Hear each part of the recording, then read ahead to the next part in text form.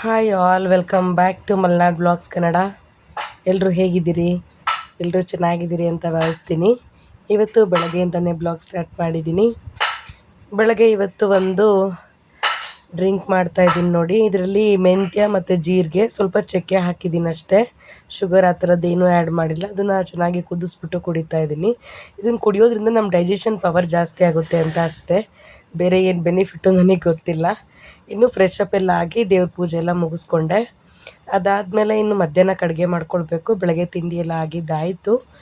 ಇನ್ನು ಮಧ್ಯಾಹ್ನಕ್ಕೆ ನಾನು ಎಲ್ಲ ಥರದ ಕಾಳುಗಳನ್ನು ಒಂದೊಂದು ಸ್ಪೂನನ್ನು ಹಾಕಿ ನೆನೆಸಿ ಅದನ್ನು ಮೊಳಕೆ ಬರೆಸಿಟ್ಟಿದ್ದೆ.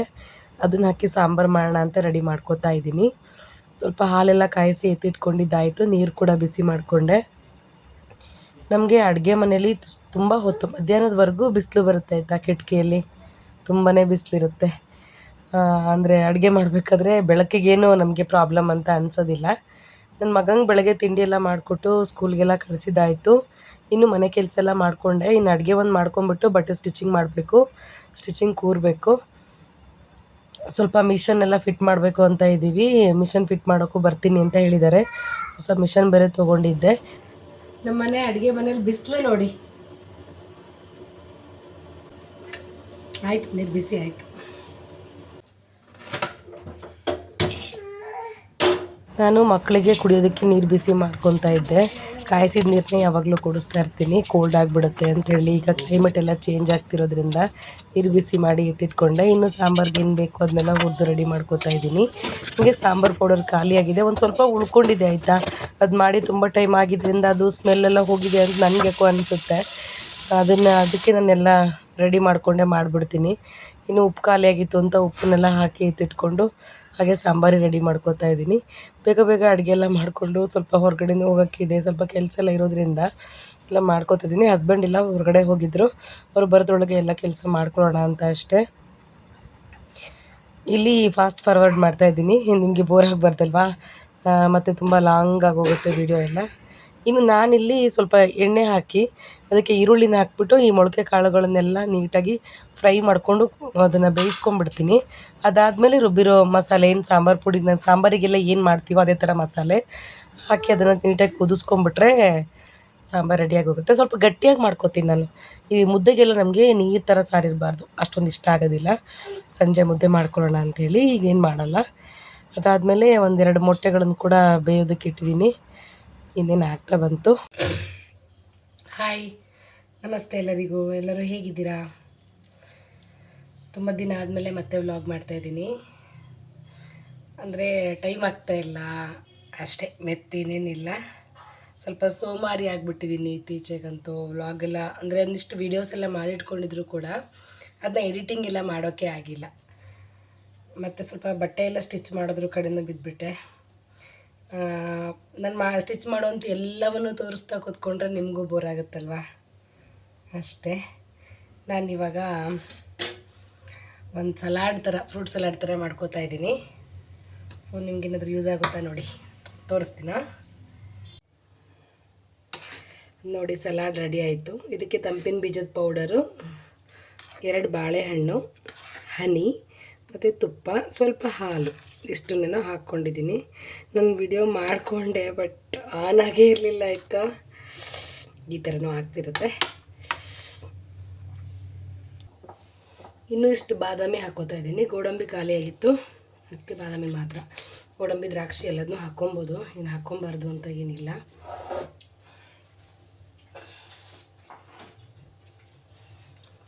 ದಾಳಿಂಬೆ ಹಣ್ಣು ಇರುತ್ತಲ್ಲ, ಪೊಮೊಗ್ರನೇಟು, ಅದಿದ್ದರೆ ಅದನ್ನು ಹಾಕ್ಕೊಬೋದು, ತುಂಬಾ ಚೆನ್ನಾಗಿರುತ್ತೆ. ಇದಿಷ್ಟು ಒಳ್ಳೆ ನ್ಯೂಟ್ರಿಷನ್ ಸಿಗುತ್ತೆ, ಹೊಟ್ಟೆ ಫುಲ್ಲಾಗತ್ತೆ ಆಯಿತಾ ಇದನ್ನು ತಿನ್ನೋದ್ರಿಂದ. ಶುಗರ್ ಆ್ಯಡ್ ಮಾಡೋರು ಮಾಡ್ಕೊಳ್ಬೋದು, ಬಟ್ ನಾನು ಆ್ಯಡ್ ಮಾಡ್ಕೋತಾ ಇಲ್ಲ, ಯಾಕಂದರೆ ಹನಿ ಹಾಕಿದ್ದೀನಿ ಅದಕ್ಕೆ.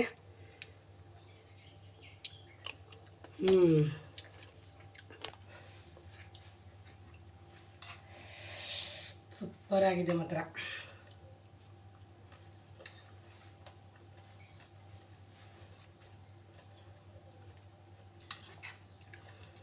ಕೆಲವು ಸಲ ದೇವಸ್ಥಾನಗಳಲ್ಲೆಲ್ಲ ಪ್ರಸಾದ ಕೊಡ್ತಾರೆ ಗೊತ್ತಾ, ಆ ಥರ ಆಗಿದೆ, ಬಟ್ ತುಂಬ ಚೆನ್ನಾಗಿದೆ.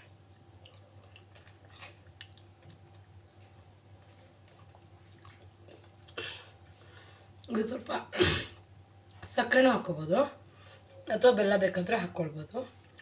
ಇನ್ನೂ ಪೊಮೊಗ್ರನೇಟು ಮತ್ತು ದ್ರಾಕ್ಷಿ ಹಣ್ಣು ಹಸಿದು, ಆ್ಯಪಲ್ ಕೂಡ ಕಟ್ ಮಾಡ್ಕೊಂಡು ಹಾಕ್ಕೋಬೋದು. ಅಂದರೆ ಒಂದೊಂದು ಸಲ ಮಾಡ್ಕೊಂಡಾಗ ಒಂದೊಂದು ಫ್ರೂಟ್. ಇವತ್ತು ಬನಾನ ಇತ್ತು, ಅದಕ್ಕೆ ಬನಾನ ಹಾಕ್ಕೊಂಡೆ ನಾನು. ಟೇಸ್ಟ್ ಮಾತ್ರ ಸೂಪರಾಗಿದೆ. ಡಯಟ್ ಮಾಡೋರಿಗೆ ಒಳ್ಳೆ ರೆಸಿಪಿ. ತುಪ್ಪ ಹಾಕಿದ್ದೀರಲ್ಲ ಅಂತ ಕೇಳ್ಬೋದು, ಬಟ್ ತುಪ್ಪ ತಿನ್ನೋದ್ರಿಂದ ದಪ್ಪ ಹಾಕ್ತೀವಿ ಅನ್ನೋದು ರಾಂಗ್. ತುಪ್ಪದಿಂದ ದಪ್ಪ ಅಂತೂ ಖಂಡಿತ ಆಗಲ್ಲ, ಅದು ಗುಡ್ ಫ್ಯಾಟ್.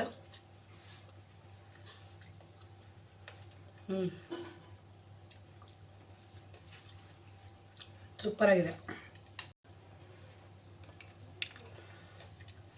ಒಂದ್ಸಲ ಮಾಡಿ ಟ್ರೈ ಮಾಡಿ, ಹೇಗಿದೆ ಅಂತ ನಾನು ಕಮೆಂಟ್ ಮಾಡಿ. ಓಕೆ, ನಾನು ನಿಮಗೆ ಒಂದೆರಡು ಪ್ರಾಡಕ್ಟ್ಸ್ಗಳನ್ನು ತೋರಿಸ್ತೀನಿ. ಇದು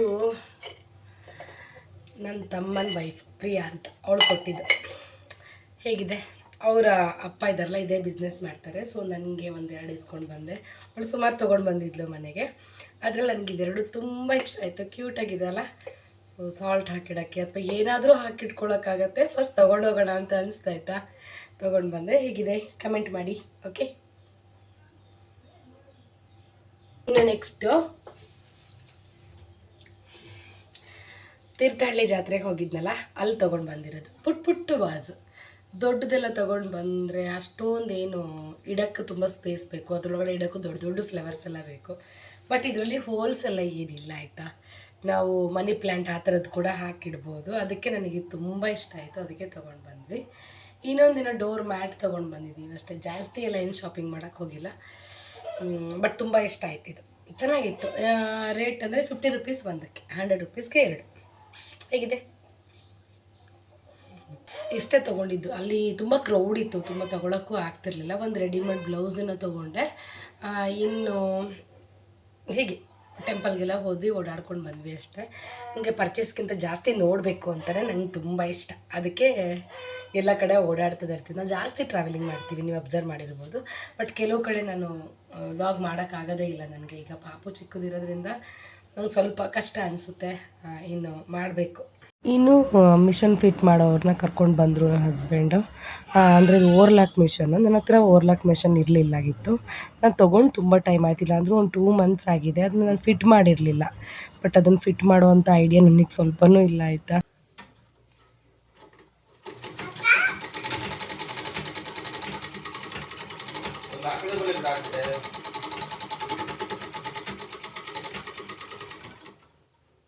ಅವತ್ತು ನನಗೆ ಟ್ರಯಲ್ ನೋಡೋಕ್ಕಾಗಲಿಲ್ಲ. ನೆಕ್ಸ್ಟ್ ಡೇ ಮಾರ್ನಿಂಗ್ ಇದು ನಾನು ಟ್ರಯಲ್ ನೋಡ್ತಿರೋದು. ಒಂದೆರಡು ಬ್ಲೌಸ್ಗಳನ್ನೆಲ್ಲ ನಾನು ಹಾಕಿ ನೋಡಿದೆ.